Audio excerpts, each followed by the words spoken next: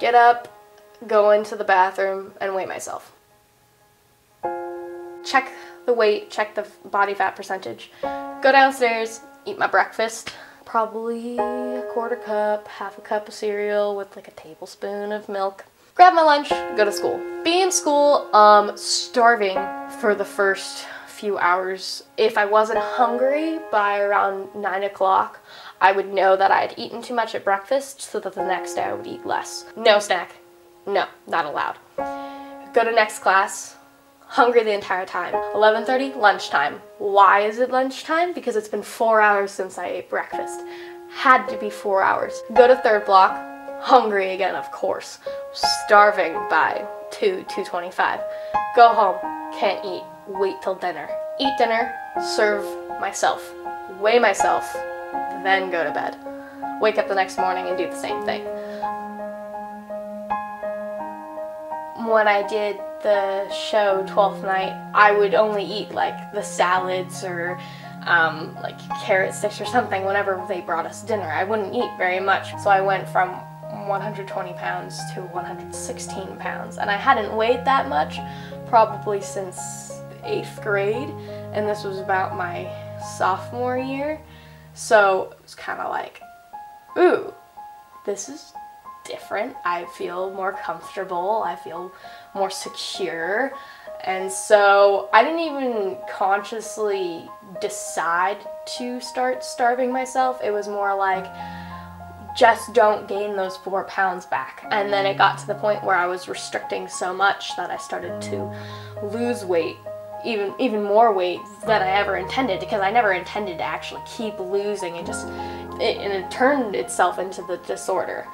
From my understanding of like my personal perspective from my eating disorder, it went hand in hand with a thing called body dysmorphic disorder, which I think most people with eating disorders are affected by.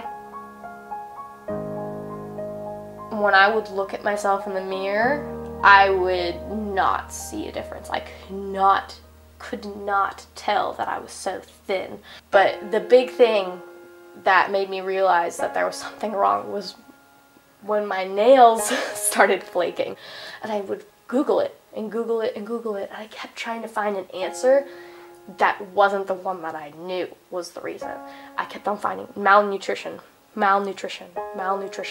like, no, it has to be something else, right?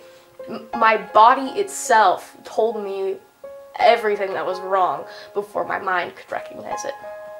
A lot of the time when you have this kind of disorder, when you have something like this, it's like an addiction.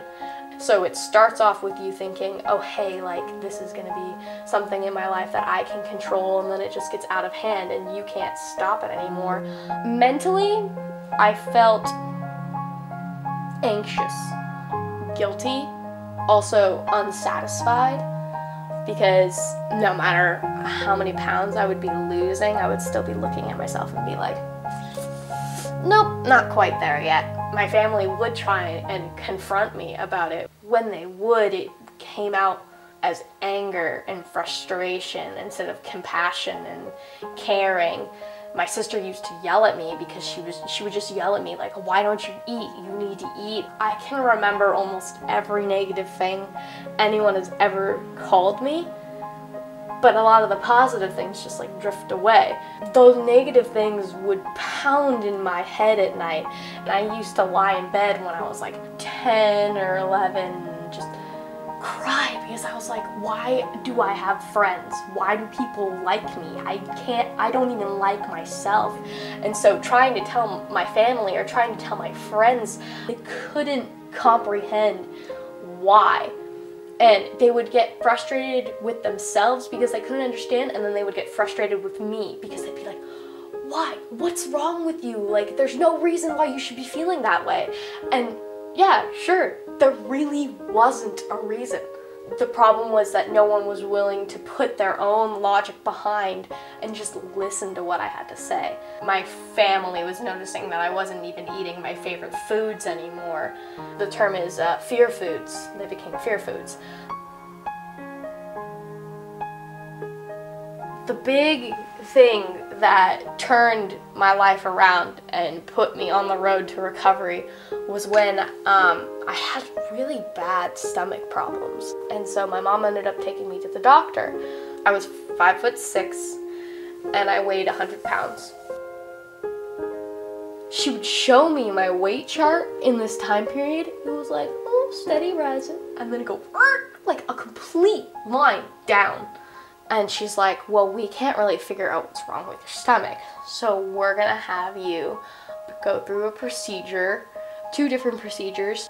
They said that I wasn't allowed to eat for 2 days. I had to fast for 2 days. And I had never gone that long without eating. Like, even in my eating disorder, I had never actually starved myself that much.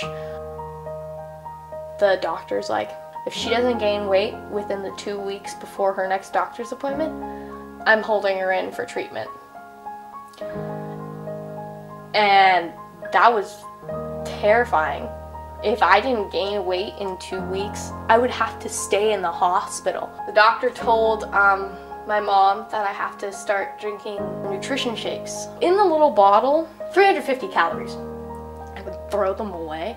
I'd open them and like pretend to take a sip when I was driving with my sister to school. Close it up, be like, yeah, I'll finish it.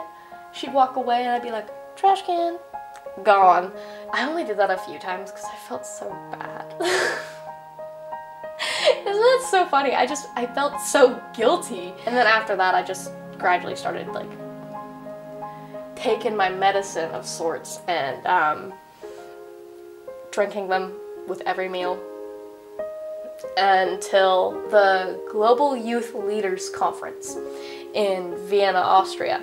Because I was in the middle of my recovery, it actually made the trip a lot better because I could enjoy the food. They had these little mini cakes on the buffets. And they're like, Dani, that's not gonna fit in your mouth. I'm like, try me. And I just went, and I'm like cracking up and my face is covered in icing. And we're just laughing and having so much fun. Today, I still have some image issues. I mean, it's gonna forever be a part of my life. When you grow up with that perspective, it can never really go away. But can I see myself accurately now? Yeah, thank God. I feed myself really healthy foods and I eat whenever I'm hungry, and man, do I eat a lot of food. It will get better. You just have to decide to make yourself better. You shouldn't look like anything but what you think is the best thing for you, because we're getting so tired of a society that's controlled by appearances, that's controlled by standards that are practically unrealistic. You judge your body by how your clothes fit. You judge it by how you feel inside your own skin. Happiness is not a number on a scale. Happiness is not a number on your pants. It's not the amount of hours you can go without eating. It's not the amount of calories that you can manage to get yourself to eat or not eat. It's being content with who you are as a person.